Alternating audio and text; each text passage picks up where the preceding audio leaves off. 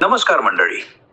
आज आपण अधिक मासातील अत्यंत पुण्यदायी मानल्या जाणाऱ्या परमा एकादशीची कथा ऐकणार आहोत.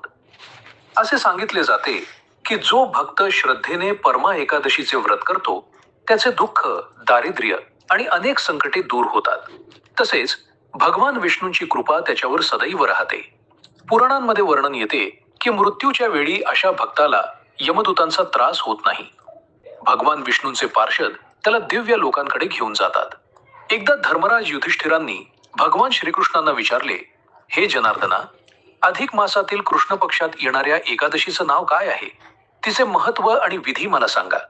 तेव्हा भगवान श्रीकृष्ण म्हणाले, हे युधिष्ठिर, अधिक मासातील कृष्ण पक्षात येणाऱ्या एकादशीला परमा एकादशी किंवा कमला एकादशी असे म्हणतात.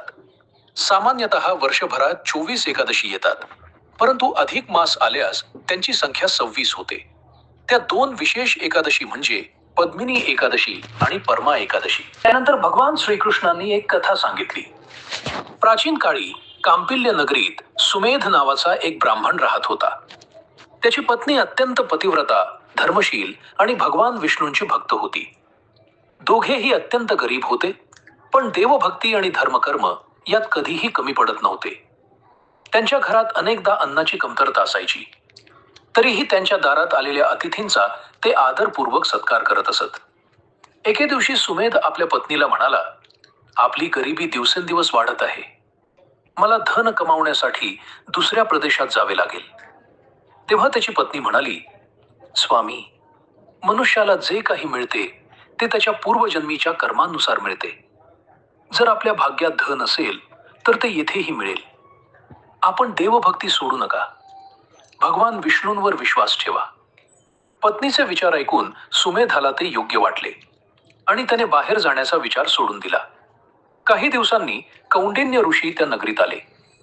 सुमेध आणि त्याच्या पत्नीने त्यांचे अत्यंत आदराने स्वागत केले. त्यांच्या सेवाभावाने आणि भक्तीने ऋषी प्रसन्न झाले.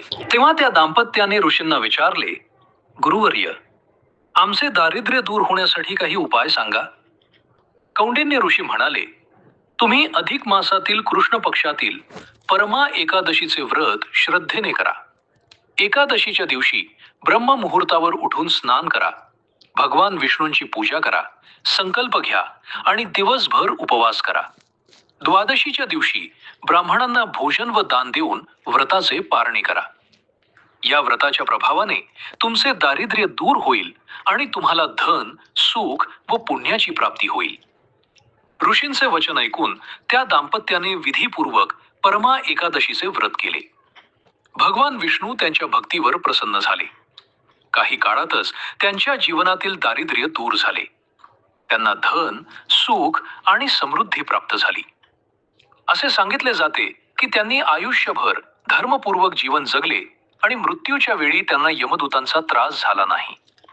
भगवान विष्णूंच्या पार्षदांनी त्यांना दिव्य लोकांत नेले. मंडळी, ही होती परमा एकादशीची पवित्र कथा.